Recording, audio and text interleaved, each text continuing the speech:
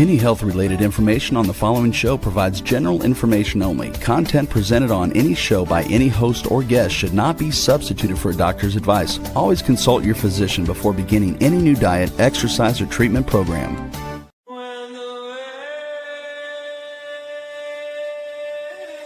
For centuries, ancient cultures knew the secrets to longevity, vitality, and healing. Now, modern science is catching up.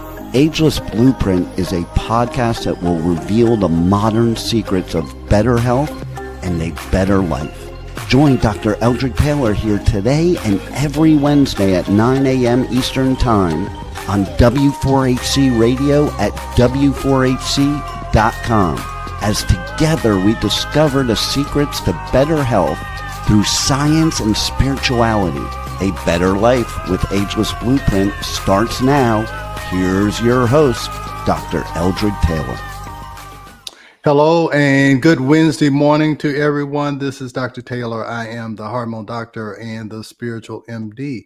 And as always, I'm so excited to do these podcasts on Wednesday because it allows me to convey some information that I think is going to help somebody, and if one person is helped by this podcast, then it's worth the 50 minutes that I sit here and talk to you. So today I'm going to kind of go back to the future. I'm going to kind of give you an idea of how this all started. I realized that on social media that, hey, not everybody has seen every episode of this podcast. So what that means is that sometimes I have to review some of the things that I've already done. And so I've done a podcast on the book that we wrote, my wife and I wrote, called The Stress Connection. And that was over 20 years ago. And what I realized is that, hey, 20 years is a generation. And over these last 20 years, there's a new crop of people who have gotten into their 40s and 50s. And usually that's when that stress starts to accumulate and cause a problem. And then there's a whole new set of doctors. I'm actually on this platform called ViewMedi, where doctors exchange information. So I started putting information up there, and I realized that people haven't been exposed to this. And so the lectures that I was doing 20 years ago, I lectured all over the world. I've been to Australia, I've been to Canada, and I've been talking about these two books, Are Your Hormones Making You Sick? And The Stress Connection. But I really stopped that really in 2016 when my sister passed away and then COVID hit, and I just kind of didn't feel like doing it anymore. But now I've kind of had a rebirth and I want to start again. And what really started me is that I decided that I wanted to take a longevity course, primarily because I'm getting older. I'm 65 now. And I said, I'm going to get interested in longevity medicine. And so I paid for a course and I took the course. But when I first started the course, I said, wait a minute. The one who was giving the course is somebody I shared the stage with. I knew the person. We had talked about the same things. And what I found out is when I was going through the course, I'm like, wait a minute. This longevity medicine is really what I was talking about 20 years ago. They just started calling it longevity medicine. Is because they're talking about stress, and even Joe Dispenza, when he's talking about the system, the sympathetic and parasympathetic nervous system. I'm like, that's what I was talking about 20 years ago. I'm like, now it's just longevity medicine. It's talking about hormone replacement. It's talking about cortisol and stress. And so I'm going to revisit The Stress Connection 20 years later. You can call it longevity medicine. You can call it functional medicine or whatever. But this is the basis of health, is understanding stress. So that's what I'm going to do. This is for the new generation of people who are dealing with these issues, with a new generation of doctors who, they weren't in medical school 20 years ago. All right.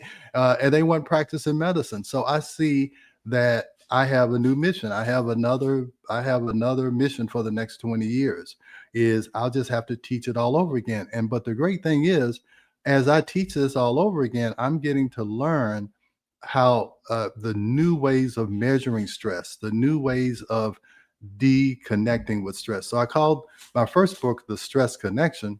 And now I want to talk about stress deconnection, but we're going to start from the beginning. All right. So let's go to the slides, Rebel. All right. All right. So here's the book. Are your hormones making you sick? The stress connection. The stress connection 20 years later.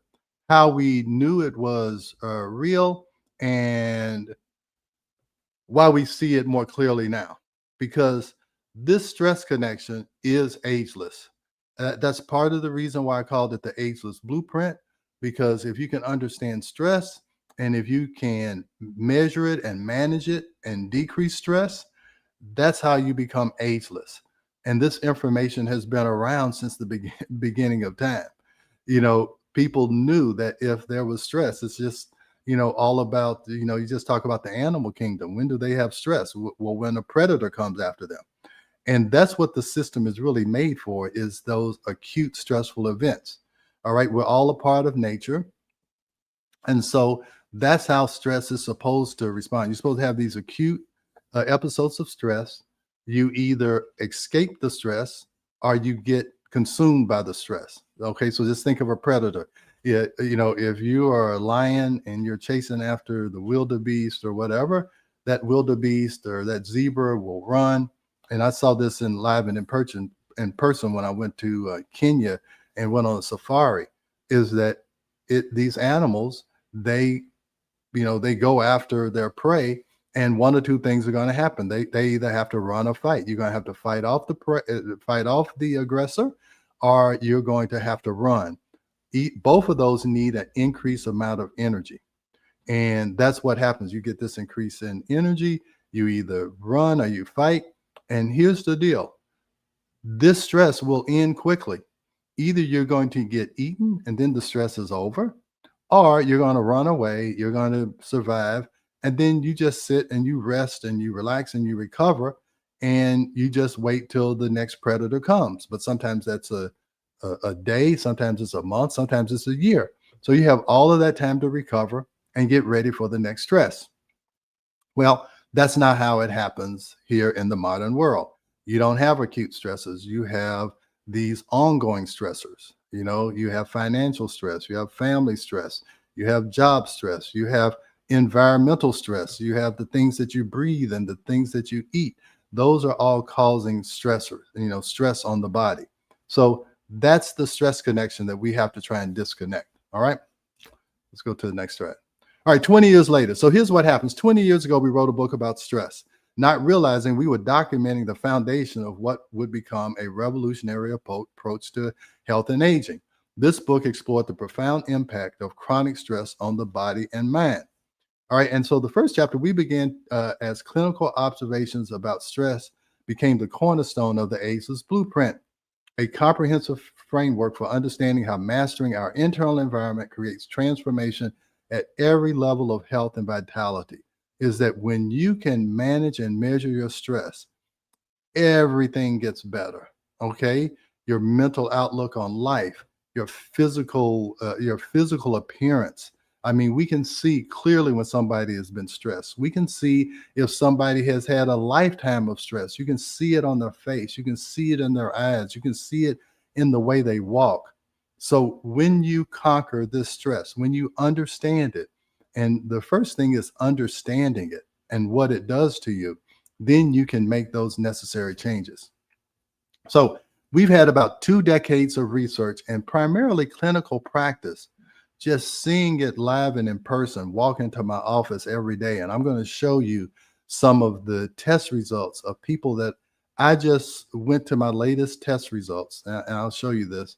And I just picked out, let me look at the last 10 saliva tests we've done for cortisol. And I'm going to show them to you. Like 9 out of 10 of them were abnormal. And the only one that was close to being normal is one that we had already treated. It was bad before, and we've treated it, and it's slowly but surely gotten better. So 2 decades of research, clinical practice, and patient outcomes have validated that what we intuitively thought then, that stress is not just a symptom to manage, but to the master key to unlocking lasting health and transformation. And I'll tell you, that's what you'll see on the Gaia channel, all of these people who are kind of the front runners in this longevity medicine, they're talking about stress and inflammation. And that's what ages people. All right. And inflammation is caused by stress because stress suppresses the immune system and that allows more inflammation. So it all comes back to stress. And you can really look at stress as an imbalance, a disharmony. That's what stress is when the system, any system is out of balance, the body sees it as a stress. And so it's going to try to increase energy to help you with that stress. All right. But the problem is that sometimes you don't need extra energy, but glucose is still being provided. And that is where we have a dysregulation. The body is gearing up to run and fight, but you're not running and you're not fighting. So now that disrupts the system. And now this energy has to go other places. All right. All right, so then and now, 2 decades of proof, perspective, and purpose. So we started with the stress connection, and then we evolved into this ageless blueprint. So today, me and my wife, we continue the mission with deeper understanding and more sophisticated tools for transformation. And that's what we talk about in my Ageless Blueprint school. I'm coming out with a whole lesson on how you can better measure things. We call it biohacking. But I had some primitive ways to measure. I won't say it's primitive, but some old ways to measure. And now it's become more digital. It's become more personal. You can self-monitor yourself at home. We used to have to do these tests in the office. Now you can do it in your home. You can have this constant monitoring. People have these Apple Watches and Android devices. And then there's all types of different gadgets that can measure very significant information that it can yield from your body and tell you exactly how you're doing. And we'll talk about a few of these, but I would encourage you, join my school group.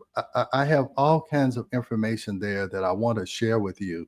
And the reason why I do this podcast is to try and get you into a deeper learning atmosphere where we can communicate more often.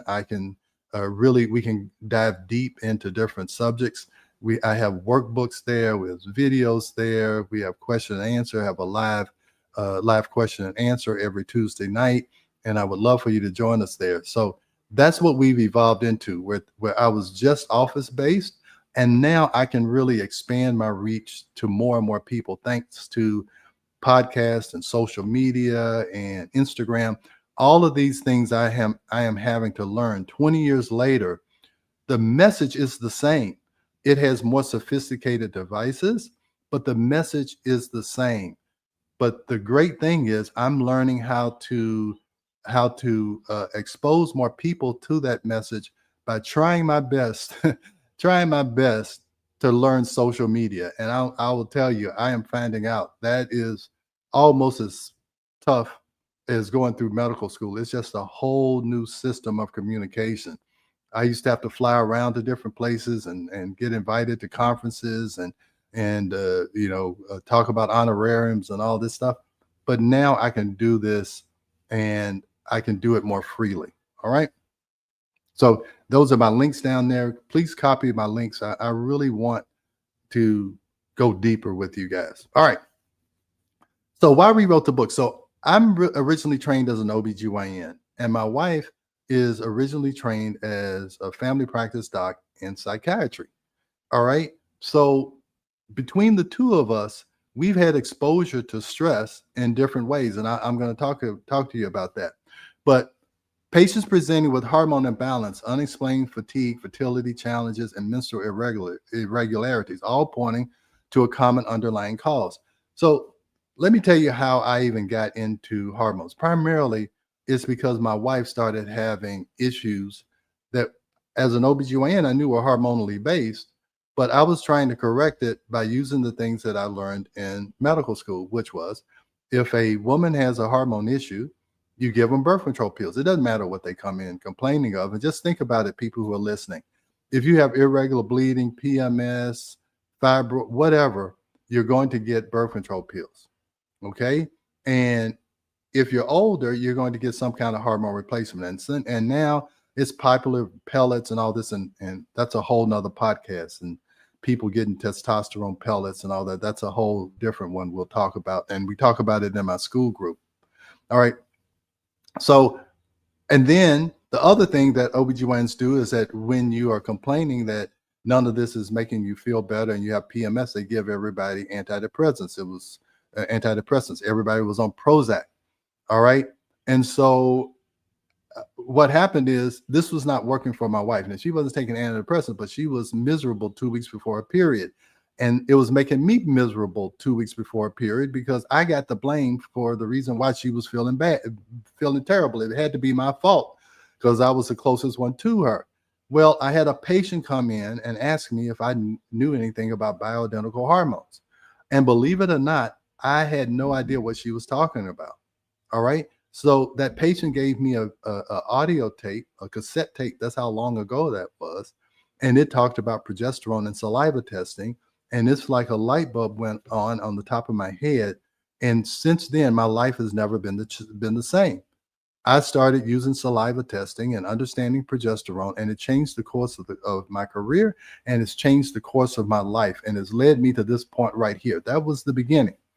So then what happened is my wife, after my wife was better, she began to notice that in her psychiatry practice that most of her patients were women between age 40 and 60, and they were all getting diagnosed being bipolar.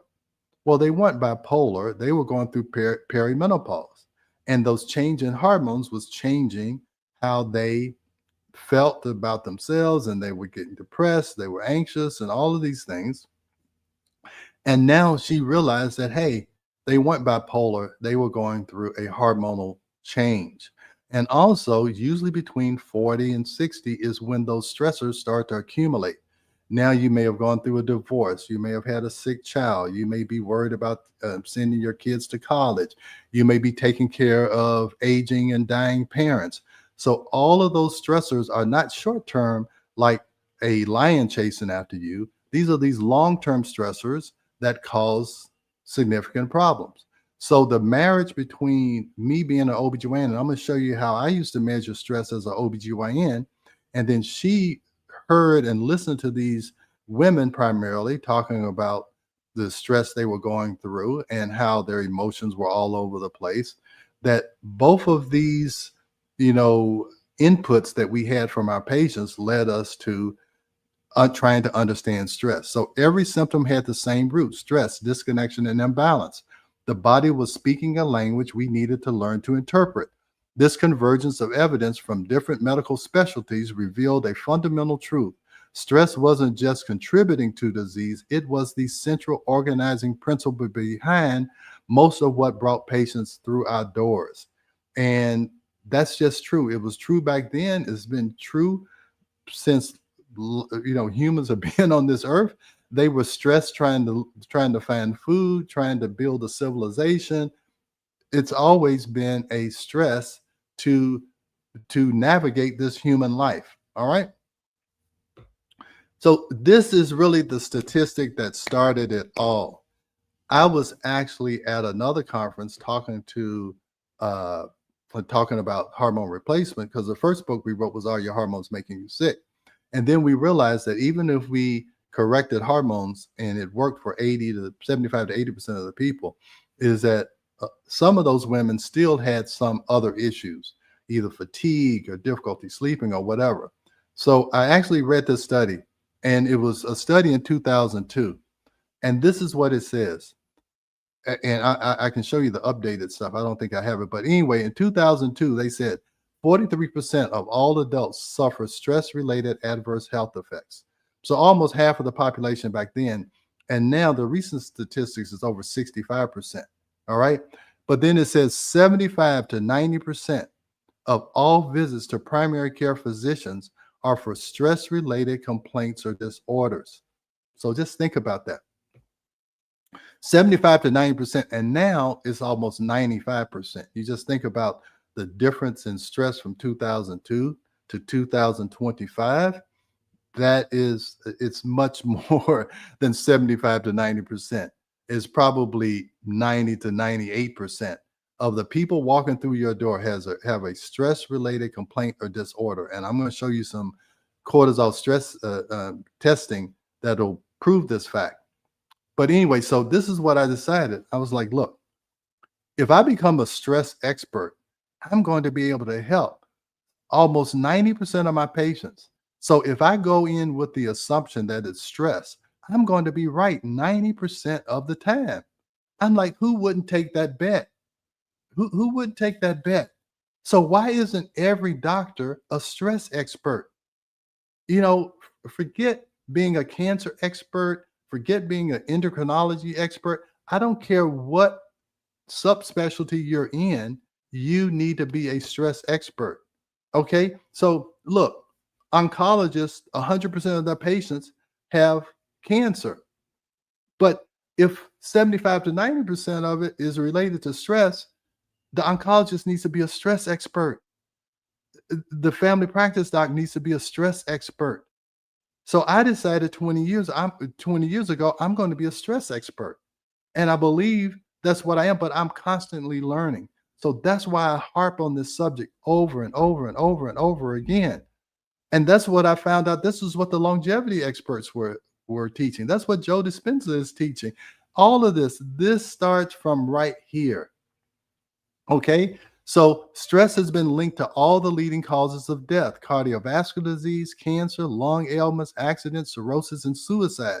An estimated 1 million workers are absent each day with stress-related complaints. So it's decreasing our productivity. And now we got this government shutdown, and all these people are getting laid off, and nobody's getting paid. The soldiers aren't getting paid.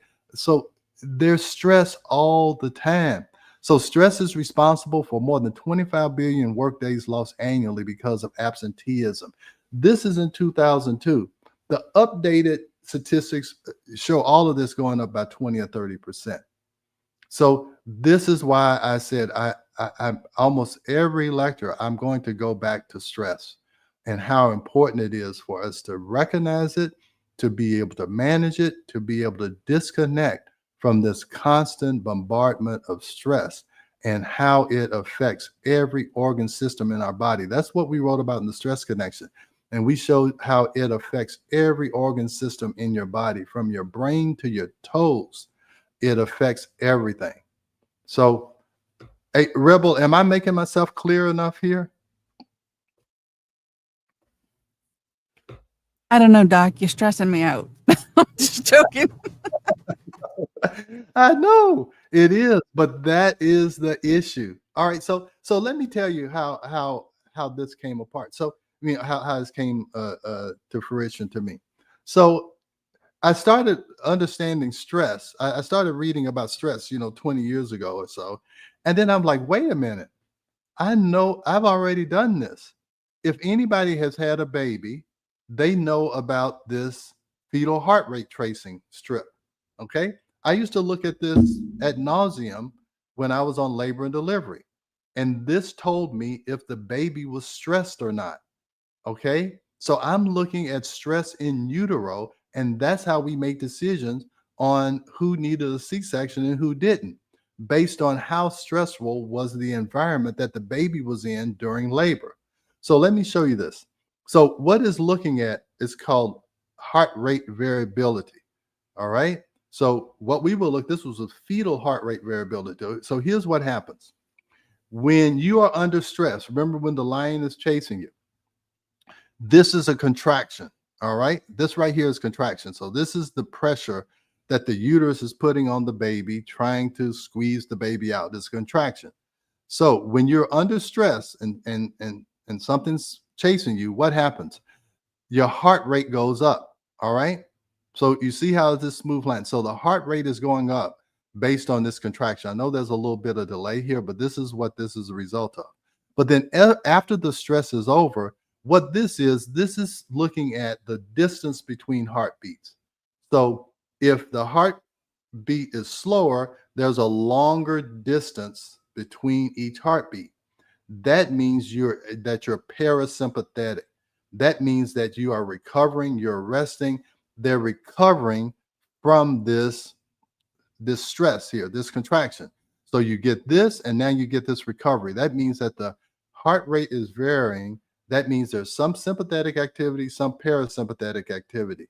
Because what's happening is every second, your body is getting a little bit out of balance.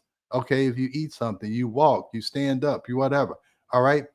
Sometimes you need a little extra energy, and then what's supposed to happen, you're supposed to recover from that. So you should have a lot of variability, a lot of sympathetic, a lot of parasympathetic going back and forth. That's how it's supposed to work. All right. So now this is a baby who's going to need a C-section. Let me tell you why. Right here, you don't see a lot of variability. And then what happens is after the stress, the heart rate goes down. That means it's having a hard time trying to recover from the stress. It's not recovering.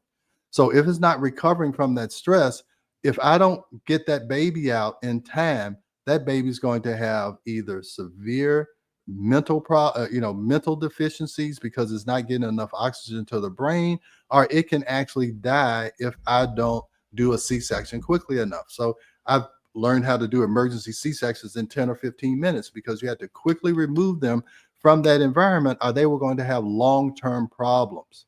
All right. So let's look at that example. And let me show you this. This is heart rate variability that you can do in the office. And now you can do it from an Apple Watch. You can do it from all kinds of things. So let's look at this. This is in an adult. So it's the same issue. If you don't remove yourself from a stressful environment, it will cause long-term problems. So this is looking at heart rate variability. Now, the long lines that means it's a long distance between the heart beat. So it's not looking at the heart rate like it's beating 70 times a minute. It's like how far apart are the different heartbeats. The more difference there are, and the longer ones means there's a lot of parasympathetic activity, which is rest and digest. All right. And the short lines is a sympathetic. It means it's trying to correct these small little stressors, small little imbalances that your body is correcting every second. Okay. Now, so here's what you see. So we have a person lying down and you see a lot of long lines. All right. So that means that's good heart rate variability. And heart rate variability has been associated with mortality. It decreases mortality by, increases mortality by 25%, especially after a heart attack. You can look at heart rate variability and you can tell who's going to make it and who's not. So anyway, so here's a person lying down resting. Then we ask them to stand up, which is a stressor. So just like in the fetal heart tracing, the heart rate went up a little bit. What we're measuring here is that this little dip means that the heartbeats got closer together. So that means that the heartbeat sped up because it is responding to a person standing up, which is a temporary stressor because now your blood pressure has to increase so you can get blood to the brain because now you're working against gravity. All right. So standing up is a stressor. So it took a little while for them to adjust, but then they go back into the rest and digest. Now, this is bad right here. This is like a baby needing a C-section. There's no heart rate variability. So there's one, the body's not recognizing that there's some dysfunction that needs to be corrected right then. But there's no area for recovery. So this is just chronic stress, not allowing the body to recover and to repair itself. And as long as you're in that state, nothing will get better. It's only going to get worse because now you're not correcting any of those small little dysfunctions. And now you're just in a chronic state of dysfunction. So this is what leads to cancer. It leads to almost any problem that you have is this poor heart rate variability. And this is something that's really important. So I'm 30 minutes in already. So let's take a break and then I'm going to try and finish this up. Okay. We are going to a quick break, so stay with us as we explore the Ageless Blueprint right here on W4HC Radio and Talk 4 TV. An ancient secret with a modern twist for better health and vitality. Dr. Taylor will be right back.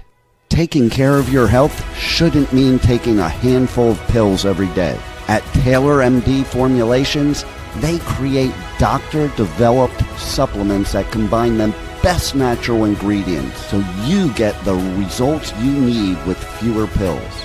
Taylor MD Formulations is backed by science, designed for real life with real results.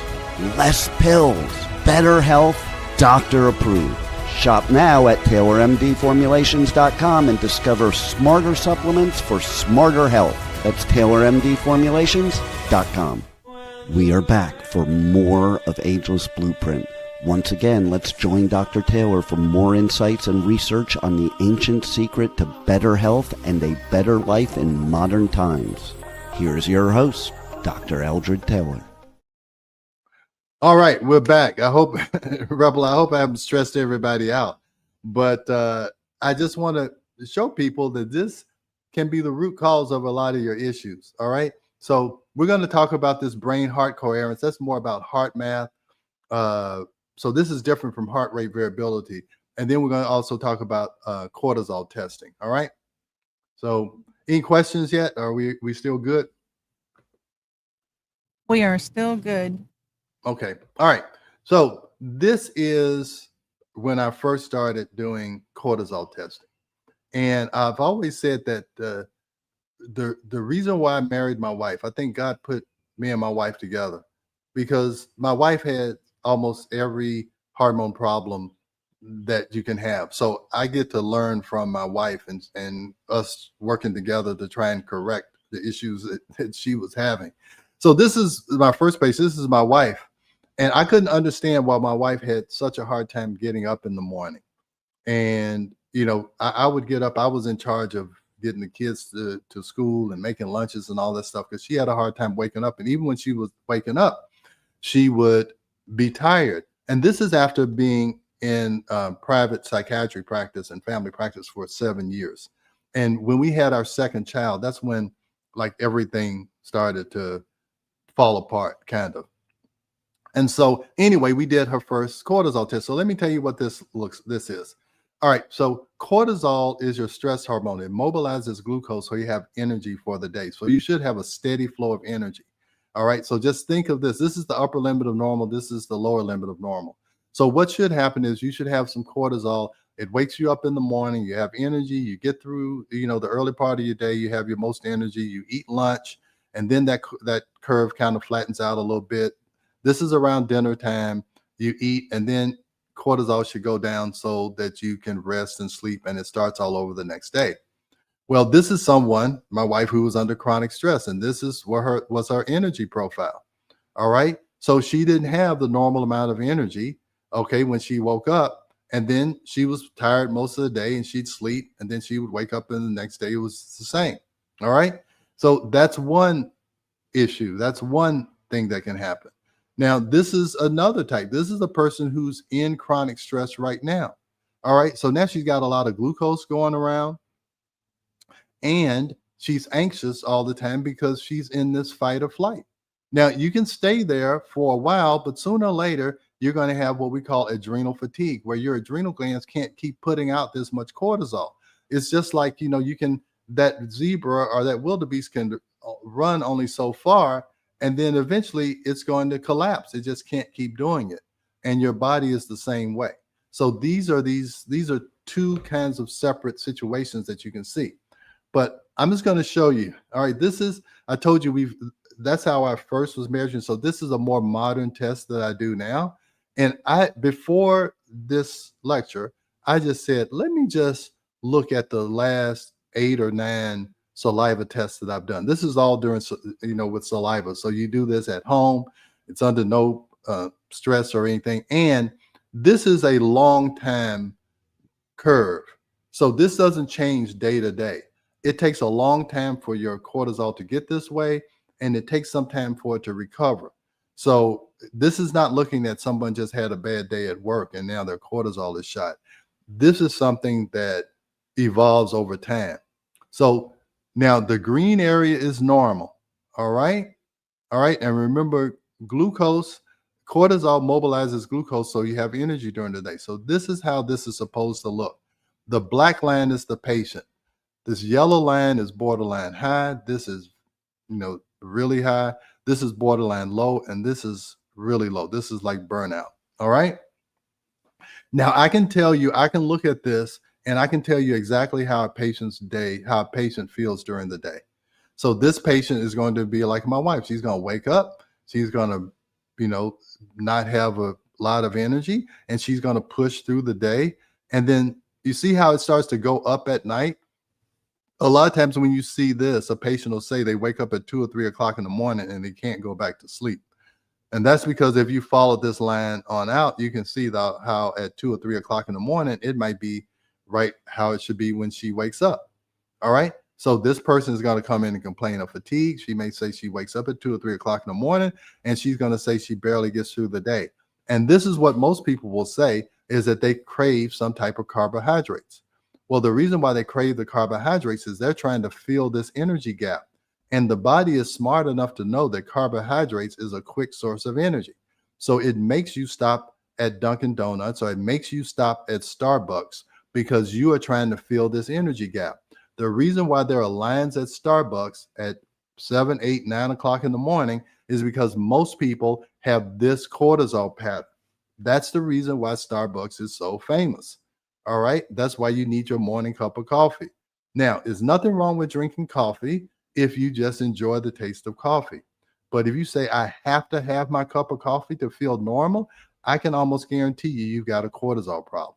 All right. So, and again, this is not something I cherry picked. I just went, I said, let me just look at the last 10 tests that I've done. And this is what they were. So look at this one. This person is even worse off in the morning. She can barely get out of bed. I can tell you that just by looking at this. This is a person who's on her way either down or on her way up. She's in the borderline range right now. This is not the same one. You can see these numbers are not the same. But this is another person who's going to have a hard time getting up out of bed.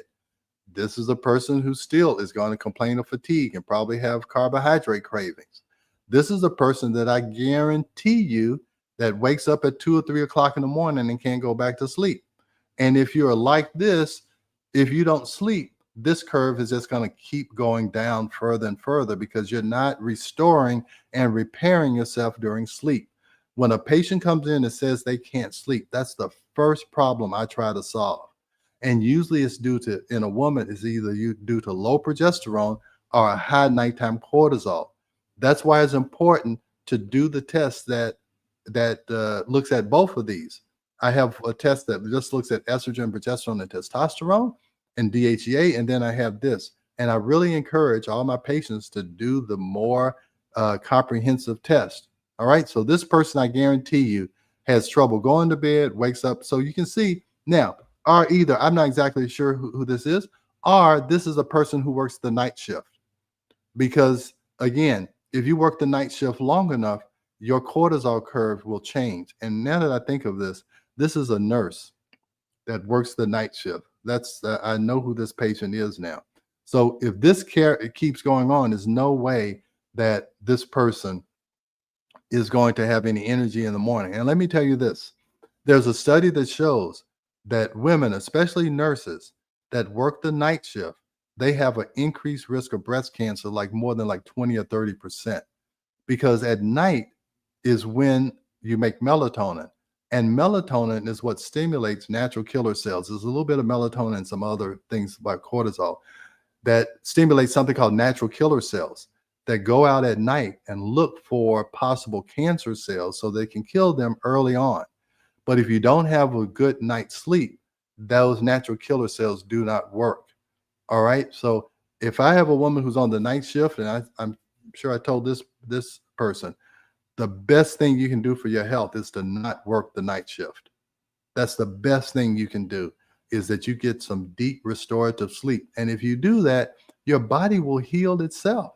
Okay. If you can get to sleep, this curve will naturally go up because you have begun to repair yourself and the body has begun to heal itself.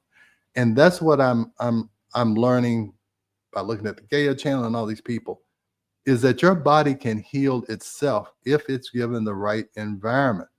is that your brain and your hormonal system can produce anything that your body needs to heal. It is the greatest pharmacy in the world, is your brain and your endocrine system, because it can repair you without any drugs, but it has to have the right environment. And the primary thing is that you have to get into that parasympathetic activity. You have to get into that rest and digest. And now it can take what you're taking in, whether it's a supplement. And I tell people, if you don't sleep, if I give you IV supplements or whatever, your body doesn't have time to incorporate that into its repair system, because it does that at night. And so that's why I'm always trying to help my patients sleep first and foremost. All right. All right. So the true stress We have connection. a question real quick. Okay, Now, great. what if your body is adjusted to, is it a sun up, sun down type of thing? Or can your body adjust to where if you're sleeping during the day and up at night, does your body adjust to the sleep time and changes, so where if you're sleeping regardless, no matter if the sun's up or down? It is really your body. Like I said, you're a part of nature, right? Your body has what we call a chronology. It's called chronologic medicine. Is that there are certain times where you should eat. You really should eat while the sun is up. And when the sun goes down, you shouldn't eat, because your body is saying, okay, this is the time to use energy. And at night is the time to restore energy. And so when you're eating at night, what happens is now your body has to go into the activity mode of digesting food. And it's not supposed to be, well, I would say eating food and whatever. That's supposed to be the time for digestion, rest and digest. All right. So make a long story short, no, it's not the same if you sleep during the day. Now, even if this cortisol curve adjusts, it's something about your body knowing that it's nighttime. Your body knows that, and it knows what it's supposed to do at night. Now, some people, if you can have blackout curtains and it's totally dark, sometimes you can increase melatonin production. But I would tell you, you can do that for a while, but long term, it's going to cause a problem. Because here's what happens is that people usually don't stay on that schedule. What they do is during the week when they're working, they're wanting to stay up at night. And then on the weekends, they want to stay up during the day. So that constant up and down, what happens is that a lot of times you just get this straight line. Your cortisol doesn't know what to do. All right. So you feel the same all the time because you're switching your schedule. So it would be best if you were going to be on the night shift, is that even on the weekends, you do the same thing.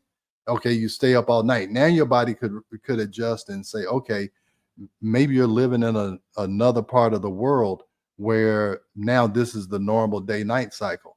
But most people don't do that. So if you're switching your schedule, then your body's never going to acclimate to it. Okay, I hope I answered that question. So it's very hard to fool Mother Nature. Okay, you may think that, oh, now I'm sleeping in the daytime and everything's fine, but believe me, it's hard to fool Mother Nature. All right. So I got several more minutes. All right. Then we looked at stress as damage. We understood stress as something that broke down the body, elevating cortisol, disrupting sleep, depleting energy, and accelerating disease processes. Now we recognize stress as a messenger, revealing separation from peace, purpose, and source. It's not just biological, it's existential. And that's where the spiritual MD comes. A lot of times when we're disconnected, we kind of feel helpless. We feel like we don't have any power. And that's what really stress is. When you feel like you don't have control of your situation or life, that's what stress is. When you feel like you have some focus of control, you have some control over the situation, that helps to eliminate stress. When you feel like everything is coming against you and and you can't control your boss, you can't control your parents, you can't control your kids, you can't control yourself, you can't control your weight, you can't control your hormones, you can't control what you eat, you can't control your digestive system. That's what stress is. So if we can try and see that, hey, look, we do have power, we do have some control, we can quiet our mind, we can stimulate our parasympathetic nervous system, we can get rid of some stressors, we can change how we respond to the stress, we can repair the damage caused by stress, we can prepare our body for future stress. That's my 4-step stress protocol. Get rid of the stress, try and change how you respond to the stress, repair the damage caused by the stress, and then prepare myself for future stress. All right. So that's the blueprint. All right. And a lot of that changing how you respond to stress is reconnecting to your peace and purpose and source. I don't want to get too, new age or whatever you want to call it, but this is not new age. This is ageless. All right. This is how people survived through all of the difficulties over the last hundreds of thousands of years. So what we call stress was really the loss of coherence and integral fragmentation that manifested as symptoms in the body and turbulence in the mind. So stress symptoms emerge from when we lose connection with our essential nature. The body's stress response is actually an alarm system indicating we've drifted from alignment with our authentic self and deeper purpose. All right. So this realization transformed everything. Stress management wasn't enough. We needed stress mastery rooted in reconnection and coherence. And I have a course in my school group called Mindset Mastery. And a lot of people in my school group are just getting to that. I just did a live Q&A last night, and she was talking about, I finally get it. Now that I've gone through this Mindset Mastery, I finally get how I can play a part in correcting the symptoms and the issues that my body has. And it's primarily looking at the mind. We did a podcast called on cancer remission. How it's what is it called? Radical Remission. It's a book called Radical Remission. And she interviewed all of these people who had radical remissions from cancer. And the number one thing is controlling the mind and making sure that they maintain control through this whole cancer process, that they did not relinquish control to an oncologist or to a radiation guy or to anybody, any doctor, that they maintain control. And that decreased the stress, that allowed their immune system to help fight the cancer. And that's how they primarily contributed their remission to, was how they had a change in mindset. So that's why that is so important. And I have this course, Mindset Mastery. So Ageless Blueprint Connection, from stress to mastery to total transformation. The entire Ageless Blueprint was born from the fundamental insight that mastering stress is the key to hormone balance, cellular longevity, and holistic transformation. What began as stress research evolved into a comprehensive framework for optimal human function. So stress mastery, understanding and regulating the stress response through nervous system training and coherence practices. That's why I use that Muse headband. Hormone optimization, restoring natural hormone rhythms and balance as stress coherence improves. So that's why we look at your hormones and we look at cortisol. And that's our initial testing for anybody who comes into our office. Cellular renewal, supporting the body's innate regenerative capacity through reduced oxidative stress. And then conscious connection, cultivating alignment with purpose, peace, and source as the foundation for lasting vitality. So each pillar of the Ageless Blueprint addresses a dimension of stress health connection, creating a synergistic system for transformation that goes beyond symptom management. So that's why I'm encouraging you to go into Ageless. I love that you're on these podcasts, but I would really like for you to join our school where we really do a deep dive, where we can really talk about transformation. Information that you don't use is useless. If you just look at these podcasts and you go about your day and nothing changes, you wasted 50 minutes with me. But if you can really use this information to transform your life, that's my goal in everything that I'm doing. I think I got 1 minute left. So let me just go to this. All right. Modern tools. I have to do a second podcast, and we're going to talk about modern tools to help you to get control of what's going on with you. So anyway, I'd love for you to just go to visit allmylinks.com. I'd love for you to subscribe to my Substack, follow me on Instagram, follow me on TikTok. I'm actually doing a TikTok live at 11 o'clock. I'm at the Hormone Doctor, and just keep subscribe to my podcast, to my YouTube channel. I have over 100 videos on my YouTube channel. I'm adding to those every day. So I'm really becoming a content creator. That's what I'm supposed to call myself now, content creator, where I used to just call myself a speaker and a communicator, but now I'm a content creator. So go and take advantage of my content, and I hope it helps you to transform your life. All right. So I don't know if there's any questions, please comment on any of those platforms, and I'll try and answer. Thanks for joining Dr. Taylor today. If you missed any part of this show, just check out the podcast wherever you listen to podcasts. Ageless Blueprint is every Wednesday at 9 a.m. Eastern Time on W4HC Radio at W4HC.com. Together, we discover the ancient secrets to better health through science and spirituality made for modern times. Until then, feel free to check out agelessblueprintpodcast.com and taylormdformulations.com for more information.